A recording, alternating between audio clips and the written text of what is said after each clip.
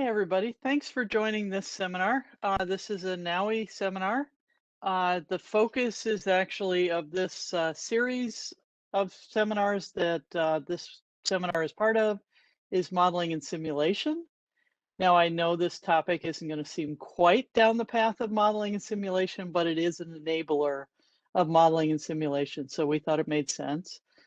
Just a heads up, there will also be a July seminar, and that will be on the high fidelity modeling that's underway in the modeling and simulation activity. So please keep an eye out for that.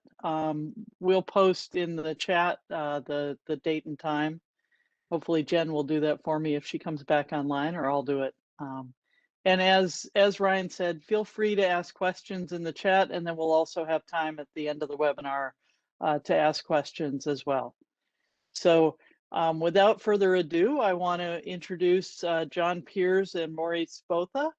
They both come from XIO, which is a company looking at how we can move the SCADA control systems into the cloud and enable more control from other places, and obviously easier access to the SCADA data.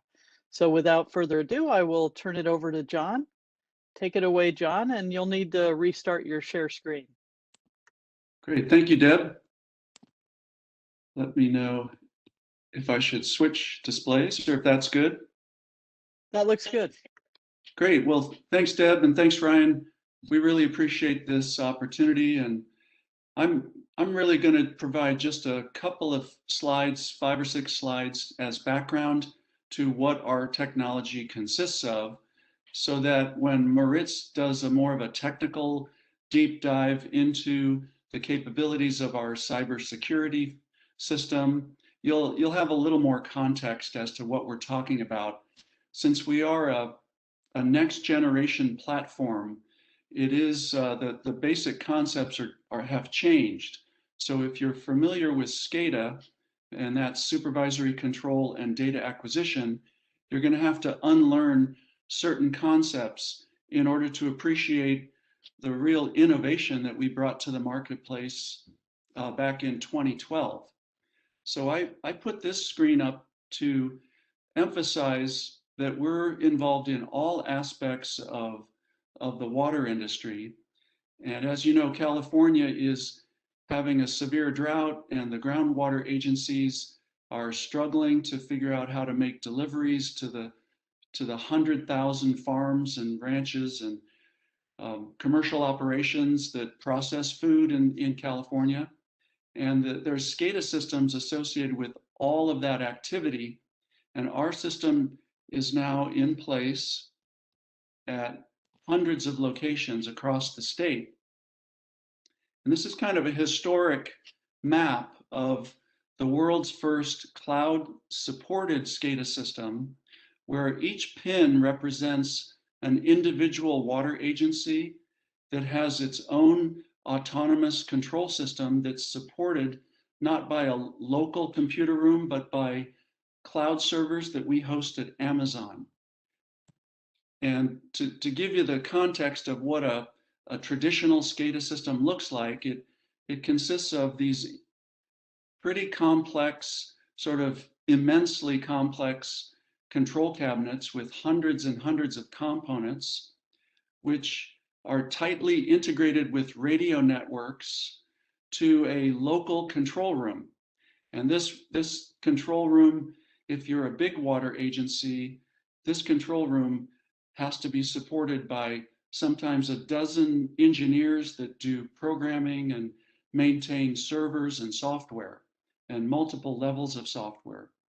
So the big innovation that our founders, Paul Segess and Moritz Botha, came up with was to reduce the complexity of the SCADA system without eliminating capabilities. So this is an industrial strength control unit that's about the size of a deck of cards that replaces those very complex traditional SCADA cabinets. And instead of talking to a control room computer, it talks to our cloud servers. And so this creates the opportunity to build very large regional SCADA systems that incorporate, dozens and hundreds of water locations without having to build very complex radio networks and SCADA control rooms. And installation of this intelligent field control unit is very simple. It can be done by any licensed electrician. And then once you've connected your water locations and your water equipment to our cloud, you get the benefits of high performance servers, advanced analytics, analytics such as energy monitoring, energy efficiency management, really, which at this stage in the water industry is a highly important feature to be added to SCADA systems. And so to sum up my part of the presentation, what XIO enables is accelerated evolution of SCADA systems. Advanced analytics helps reduce water loss and improve energy usage, so you can basically pump more water for less energy. And it also improves the ability to enable water agencies to collaborate with each other. So that's my portion. Take it away, Maritz. Thanks, John. Let's see, Scott.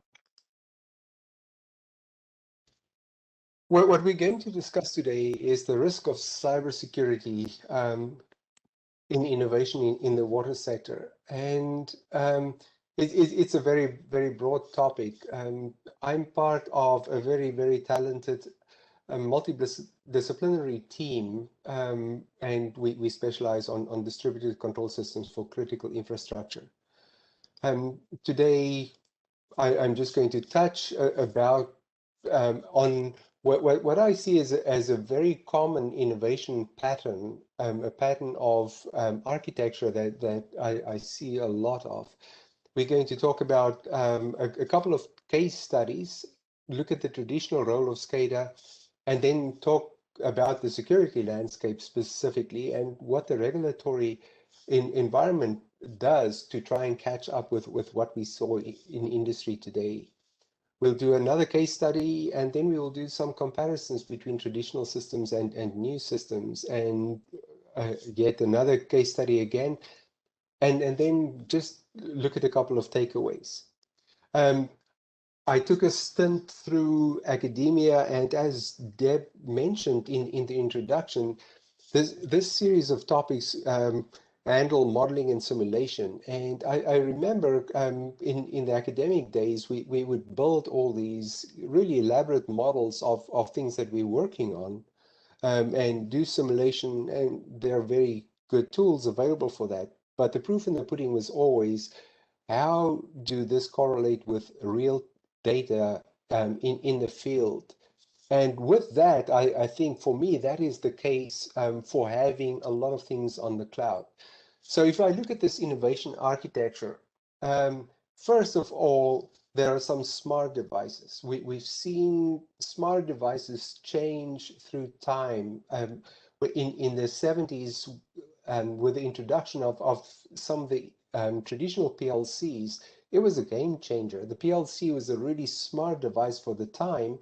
And then at some point in time, it got connected to some computing horsepower. So in the traditional sense, there was a PLC or the RTUs, and they were connected to some computer with the SCADA system.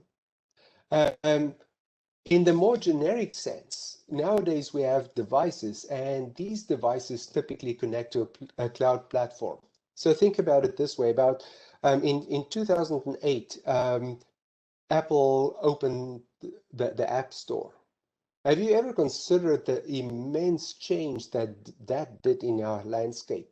So all of a sudden you have a smart device that was really smart, capable of doing a lot of the things, but its connection to the cloud was the absolute game changer.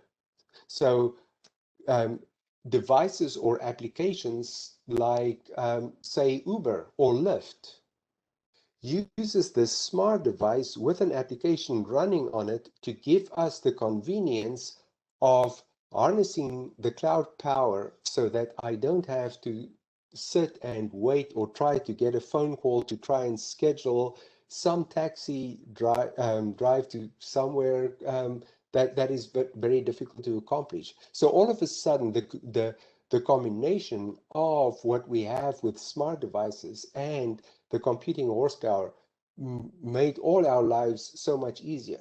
On a little bit less complex way, think about GPSs. A GPS device is a smart device, and it in itself was a game changer. But connecting it to the cloud made it so much more powerful. So think about a handheld GPS versus a GPS on your smartphone that is connected to Google or one of their services. And you get something that's not only up to date to the minute, but it also gives you real-time information about the traffic patterns and which roads to avoid because you may get stuck in traffic. The prerequisite for that, I would submit, is that this connection is absolutely secure, because in the absence of the security, you have a big issue. So how we use that is connected to energy, because I mean, we see a lot of innovation in the water on the device level. Think about, say, chlorine sensors, that initially you had to have some chemical kit to do some chlorine testing once every however time frame was convenient. Nowadays, we have these online sensors that can do it continuously all the time. So there has been a lot of innovation, but a lot of that innovation was on a very local level. Think about SCADAs. People now provide full functionality SCADAs that can just be put down in a room, and you connect two pipes and a little bit of electricity, and everything happens automatically. So reverse osmosis or some other filter SCADAs just make life so much easier for everybody. Compare that to the old times where you had to come up with these elaborate designs. But coming back to California and energy, is energy, we use a lot of energy for water and everything associated with water, water heating, water use. This is a slide that I got from the Public Policy Institute of California. Now, if you look at that number, it is a huge amount of energy that is being used by water. And what's also very interesting is that 30% of the natural gas in California is used for treating and heating of water. But something that affects us all is this number at the very top there, that 10% of the state greenhouse gases, according to the Public Policy Institute of California, comes from water, the production of water, the treatment of water, and the movement of water around. Connecting smart devices with the cloud allowed us to look at one of our customers that has a large agricultural water production system. They have no fewer than 11 big pumps, and the smallest pump is about 200 horsepower, that produce water to supply the real-time need for the customers. But it is on demand. So they pre-fill a reservoir based on the demand or the scheduled demand for the day. What we did is, if you look at the details of the system, first of all, you will see there's a trigger level. So all of a sudden, rather than running all the pumps simultaneously, we can adjust the trigger level. You can also see there's an efficiency order. And thirdly, you will see some of the pumps may be disabled. So what this system does, it allows our customers to reschedule the pumps dynamically based on information that the smart sensors in the field collect, pass on to the cloud, and then the cloud does a lot of energy intensity calculations. So as the reservoir or the level of the aquifer changes throughout the season, we move on the pump curve, and each pump becomes more or less efficient than it was a couple of days or weeks before that specific time. What the cloud gives us is this ability to dynamically reschedule each pump every day based on the energy intensity of the last 2 or 3 days that it ran. If you look at this scheduling, this is what it actually looks like for the customer. They specify a desired reservoir level, and then we calculate based on the energy intensity under this efficiency column, which pumps have to run first. So based on the new ranking that they can apply, you can see which pump will run subsequent to this ranking taking place.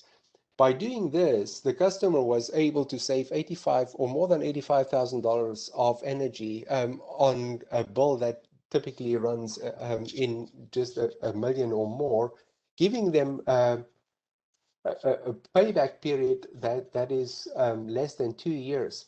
The more significant thing, though, is we all benefit from that because it's now cheaper to produce the water, and secondly, we reduce the greenhouse gas emissions that come from producing this water. So coming back to data, the main uses of data in SCADA is for operations, checking a specific level, checking if a pump or something runs or is not running. Then there's also some need for regulatory compliance, some report that may have to be filed about your water production or the filtration or the quality of the water. And then there's efficiency. To do efficiency calculations, you have to collect the data, and typically you have to collect the data on a very long term. If we look at the time frames for the operations, it is all about now. So the main SCADA use for operations is my pump that's supposed to run right now running or not? The regulatory compliance is typically monthly, quarterly, or maybe annually. But the efficiency one is the long term, and that is where the collection of data makes it so much more powerful if you have data and a lot of data and can analyze that data. So think again about the change in the landscape. What the cloud gives us is this ability to aggregate information from a lot of systems, find out what the patterns are, then correlate that with simulation and modeling data, and then act according to that. If we look at a functional comparison between traditional SCADA system and then any cloud-based SCADA system that looks at the information intelligently, the first part is the feature set. Whenever a SCADA system is installed, the feature set is fixed. Nothing changes unless you pay a lot of money to do that. A cloud-based SCADA system is different because as we get more information, we update the system. Think about the Waze application that is an extension to Google Maps that says every time somebody signs into Waze, we can track their speed, and therefore that can be used to give other users some indication of how long it will take to get to their endpoint. The main data usage for a traditional SCADA system is day to day. What is actually happening at my plant right now? For cloud-based SCADA systems, on top of that, we also do a lot of analytics, or we have the power to do a lot of analytics. Extendability, traditional systems makes it very difficult because the master-slave architecture limits your ability to do data exchanges. For a cloud-based SCADA system, different vendors, products work together very easily because the interoperability was designed into the system to use open APIs versus the traditional systems where you have these vendor-specific silos. So if you have a SCADA system from one vendor, you can easily expect everything from that vendor to work seamlessly together. The issue becomes when you try and mix and match the data from different vendors. But what we also see is there's a new driver today, and that driver is premised on efficiency. So if you can make your operations more efficient, in other words, if I can verify remotely that my sodium hypochlorite drum level is adequate for a 4th of July weekend, there's no need for me to drive to go and verify that, because my system makes it so much easier for me. We also see disasters, especially in California, with all the fires that we have had these last couple of seasons. If you are evacuated and you still want to make sure that you have an adequate supply, so if the fire brigade comes along, what do? It would be really convenient to have some remote access to that. COVID, we've seen, it's given people the ability to work remotely and get all the information. And then we see a lot driven by other industries, like the banking sector. I can get my smartphone, I can see what's happening on my bank account. But we also know we're in uncharted territory. So if we look at the State of the Union, this is what we see.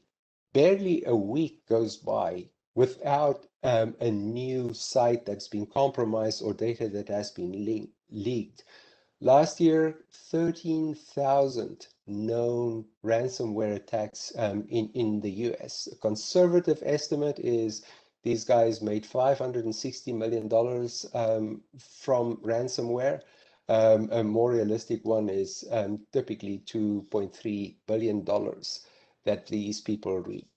And the reason is very simple. As John Wise, one of the real experts in this field of operational technology environments, pointed out, is if you look at one of these slides, is you've got the sensors, and they're typically not very smart. You've got motor controls that are typically a little bit smarter.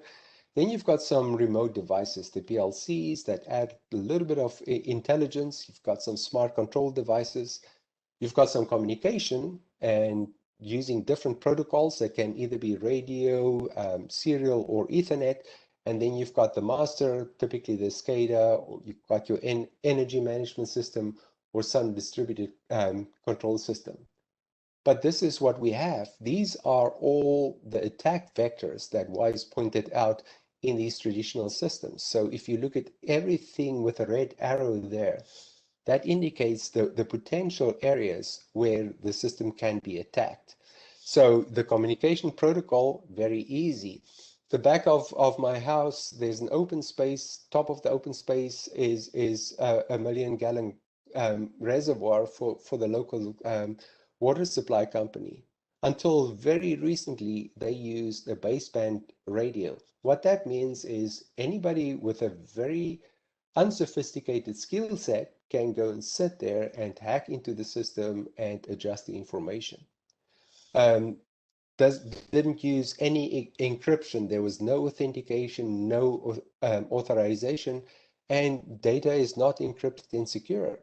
And the biggest thing is the use of insecure protocols, because ultimately, if we look back at the history, at the time where the dominant protocol, Modbus, was designed for process control, was in the mid-70s, and there was no concept of cybersecurity at the time. We live in a completely different world. And what makes it more scary is this. There's this website called Shodan, and it is the Google for control systems. So see the big picture. You can actually go and search there for smart TVs, all kinds of control systems, and you can actually find it on this site.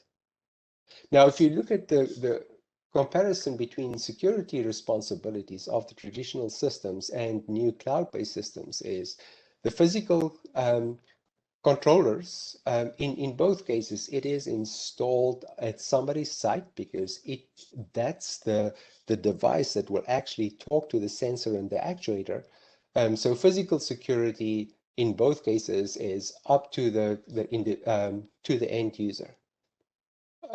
On-site PCs, it's up to the water system operator, whereas a cloud-based SCADA system, you don't need that. You don't need a dedicated server that does the work of the SCADA. Everything is on the cloud, so any device with a web browser can be used to access the information on the cloud. Software maintenance, again, it's up to the water system operator in a traditional system.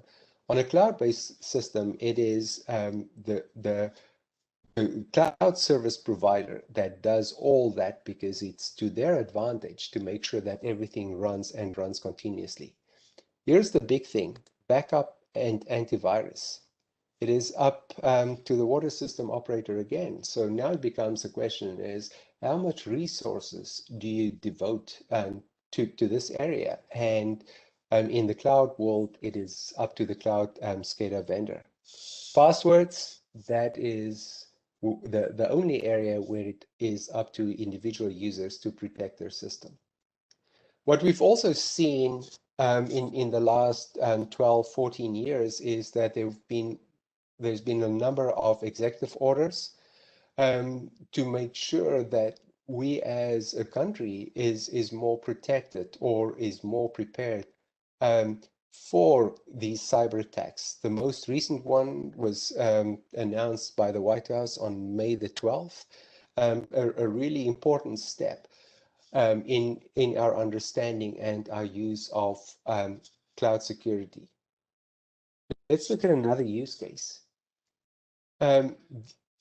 We collect, say, this is an example of a wastewater pump station. We collect a lot of information, and it allows us to aggregate information and present it in using the cloud and the cloud analysis to a user in a very simple way.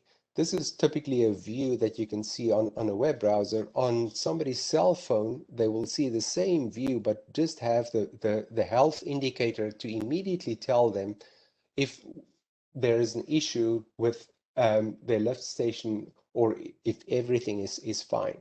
So if you look at this, there's a moderate, the system tells it detected a moderate chance that the lift station is either ragged up or pucked up. And you can see in the analysis screen there's been a longer than normal pump cycle, because typically the pump cycles are much shorter. This one is potentially problematic, and if it doesn't recover, you may have an issue in your system. So we can calculate performance details that is beyond just looking at the energy used by the system, because ragging up or pucking up can cause the system to use less or more energy without pumping more or less of the effluent in the system. We can give them a performance summary, and then we can also give them an interpreted list of events. And why this is important is we've had many interviews with water and wastewater systems, and in the industry, there's this concept called the Great Tsunami. Don't know if you've heard about that.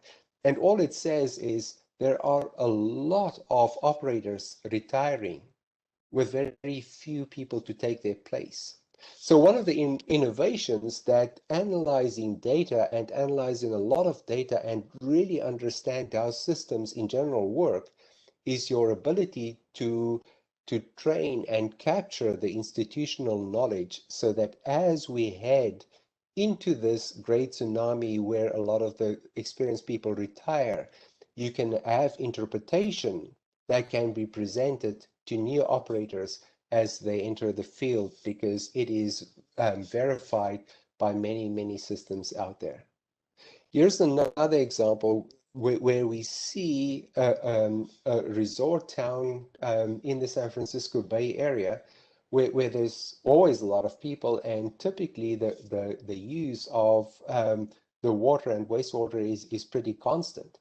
They supplied or they use a third party to treat their sewage, but what they've discovered is that in some months of the year they have to pay more, and they challenged that.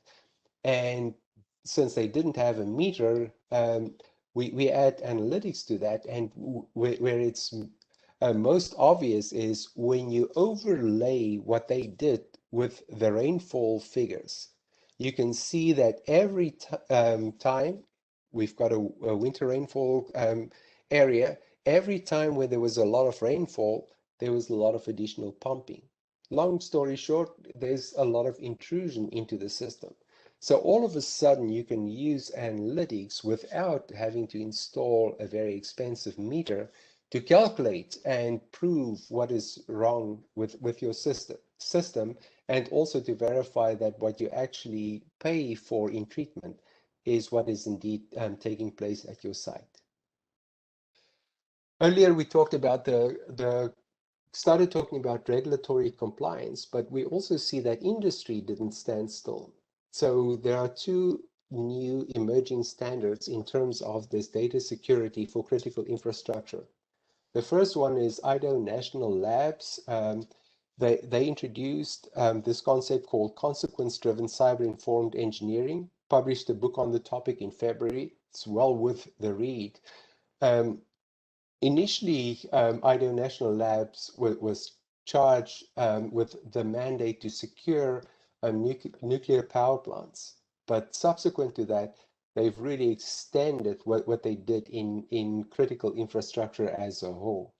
The second area is the International Society of Automation. They've got this standard called ISA 62443. It's called Security Risk Assessment, System Partitioning, and Security Details. So let's look at those two in a little bit more detail. CCE, very easy. It is assume the worst type of attack and then say, what do you do? IEC 62443 goes a little bit further and say, let's look at your security appetite or your risk appetite. And they have these 4 security levels. The first level is they say there's some casual person that accidentally stumbles on your site, maybe using Shodan, or some operator makes a mistake and non-intentionally they change something. The second level is cybercrime or some hackers. The skills are generic, so anybody with some programming experience can do this. Their motivation is low. They may be bored and just play around in their basement and then discover some place where they can hack into. Their means are simple, and it's just some isolated individual. Where it becomes really, really a threat is this level 3. Those are the hacktivists or the terrorists. They typically target industrial control systems specifically. So think about what happened to the Continental Pipeline. These people reap a lot of benefit from that. $4.4 million from the ransomware that was installed at Continental. Their motivation is moderate and they're sophisticated because they can exchange information and they can buy tools from the internet to help them and do what they do.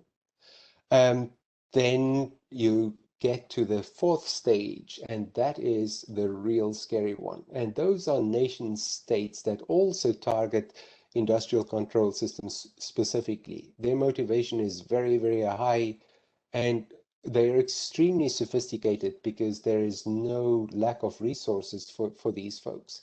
And this is typically what happened with the Stuxnet attack on Iran's nuclear enrichment facilities just over 10 years ago.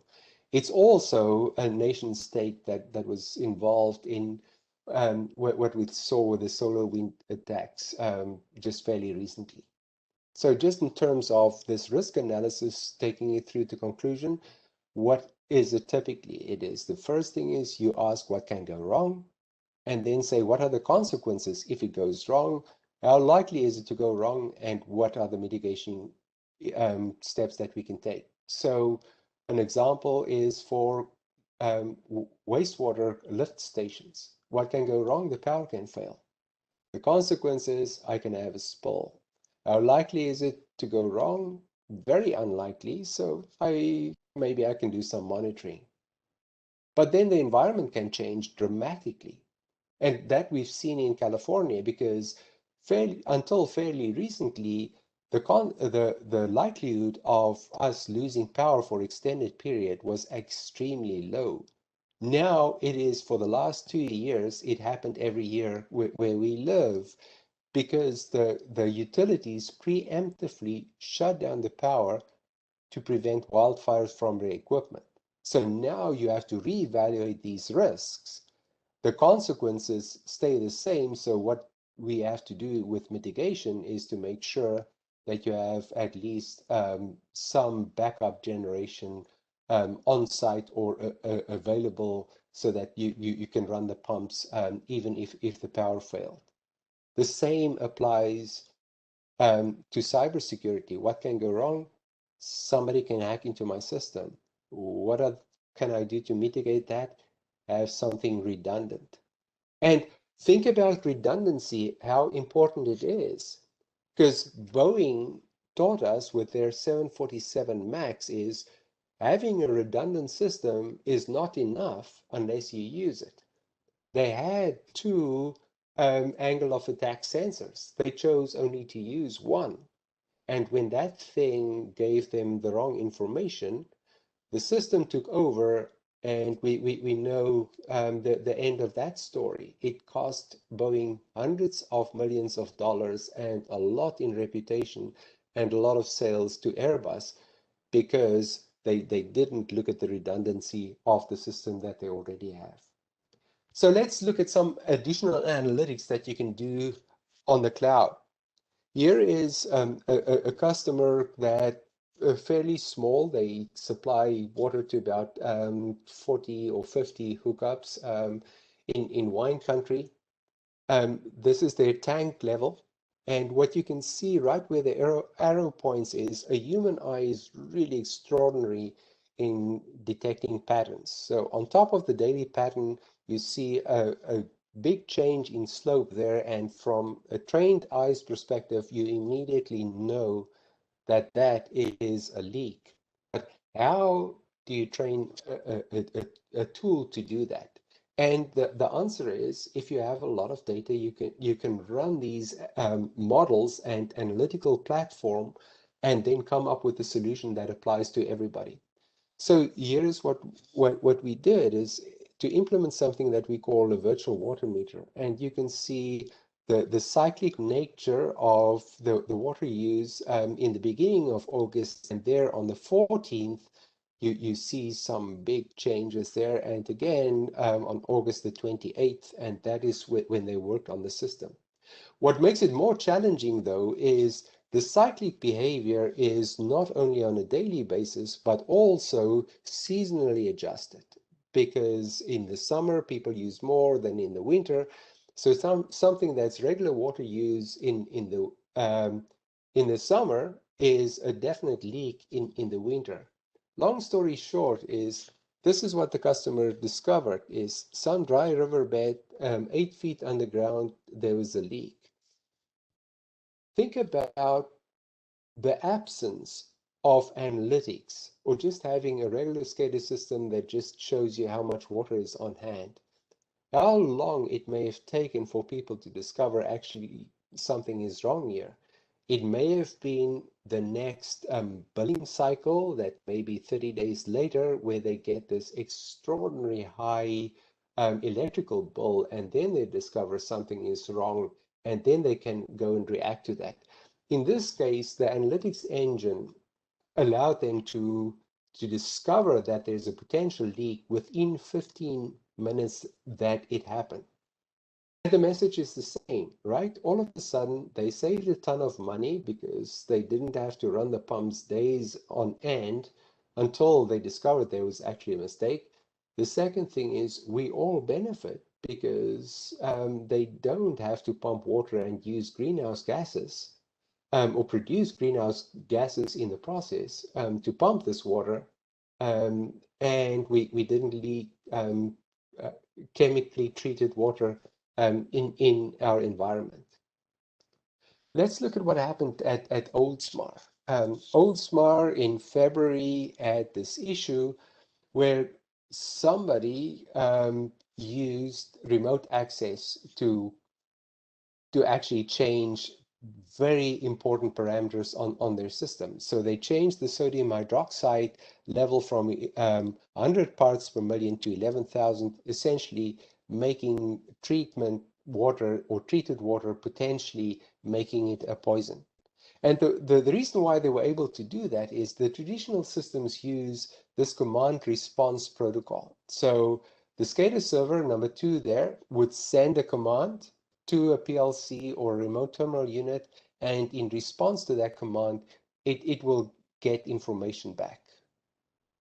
The second area that we have is the SCADA system itself.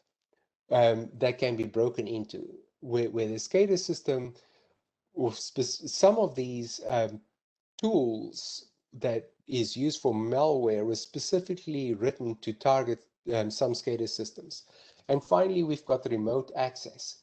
And the remote access works on this premise that you have access to a physical computer, therefore you should be able to do everything that you can. But we know in the real world that's not the case anymore, because people can use software like TeamViewer, and it is as though they have physical access.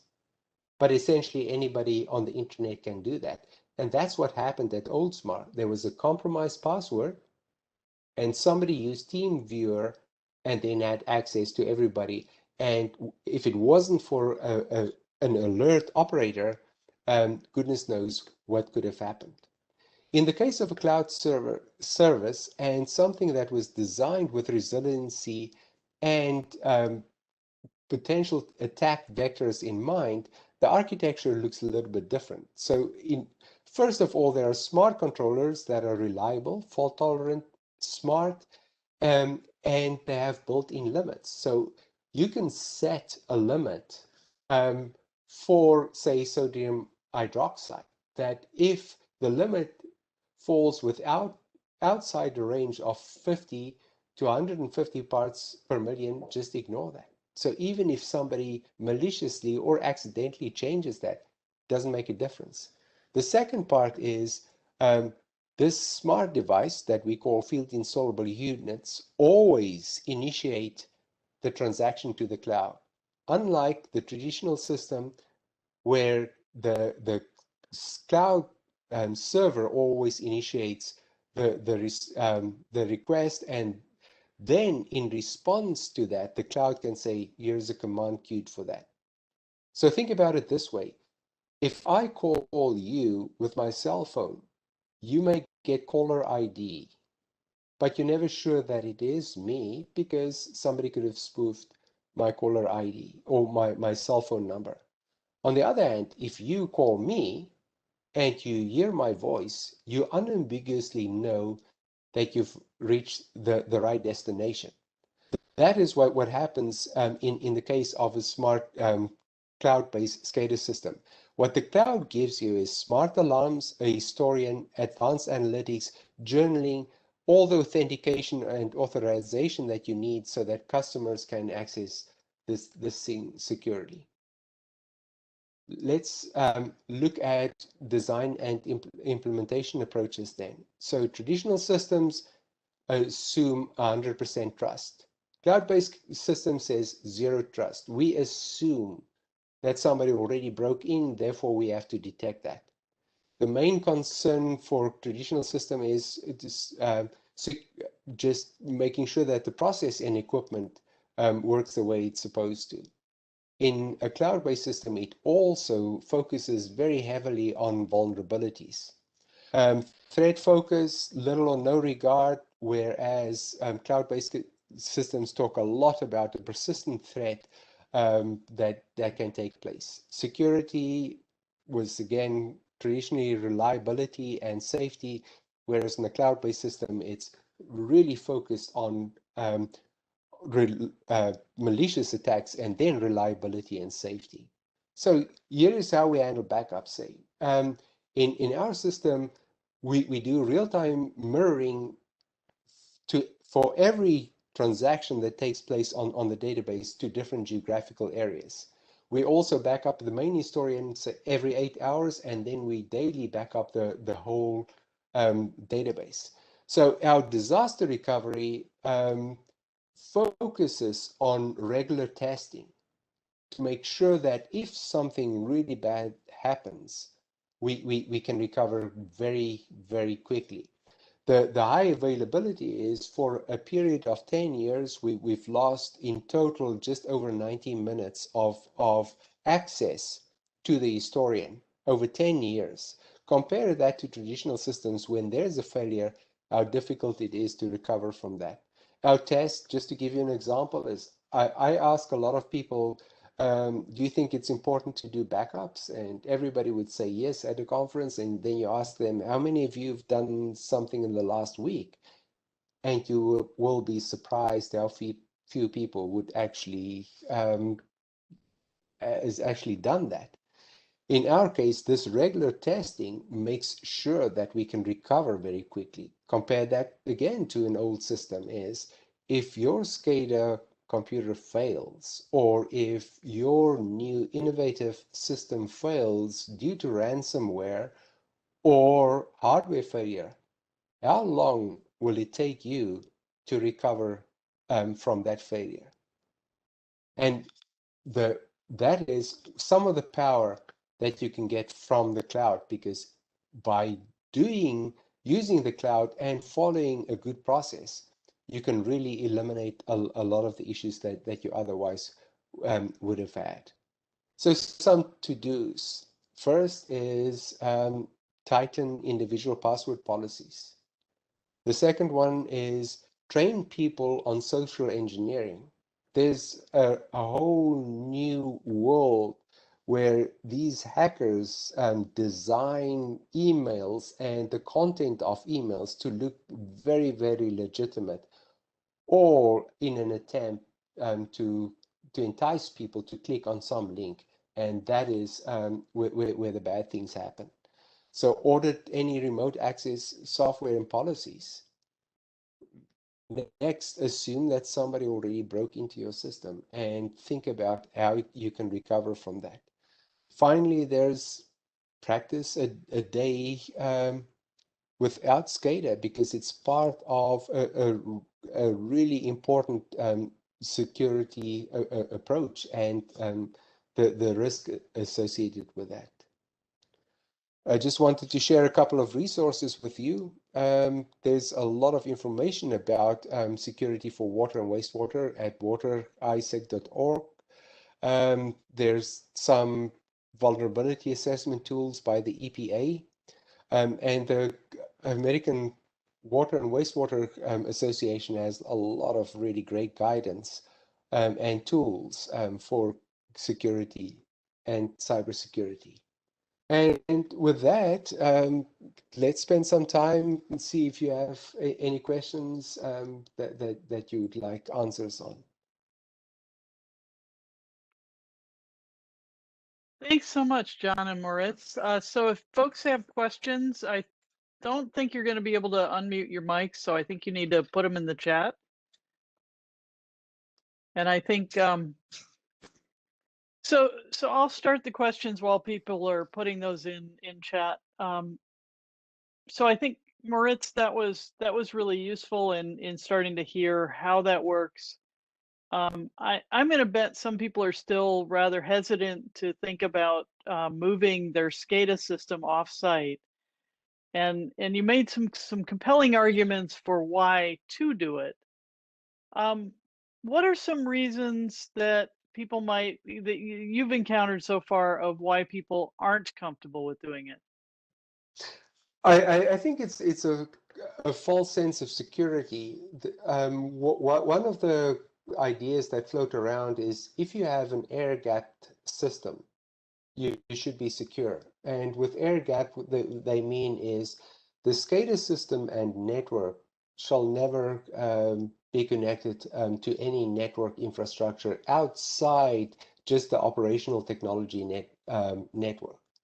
But I think that's a false sense of security, because if you look at what happened at Stuxnet, that was an air-gapped system, and a nation state was still able to change that. So why people are resistant to that is there's always this question is what happens when the network connection fails or the cloud fails or something like that? And really important questions. And the answer to that is if a system was designed properly, then it should take care of all of these what if cases. But it's definitely the main driver is security and then having a false sense of security by following their existing processes.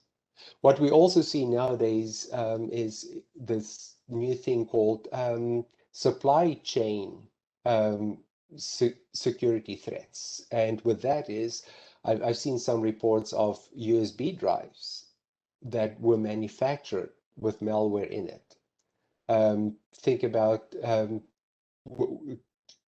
solar winds, where the tools that's supposed to protect you was infected, and every time people install those tools, they also installed the malware. But to your question, definitely security is a big thing for people, and having continuity in the absence of a cloud connection. Okay, and we actually got a question in on the Q&A panel. Do you have access to that, or do you want me to read it to you? I don't see it. If you wouldn't mind reading it, Okay. please.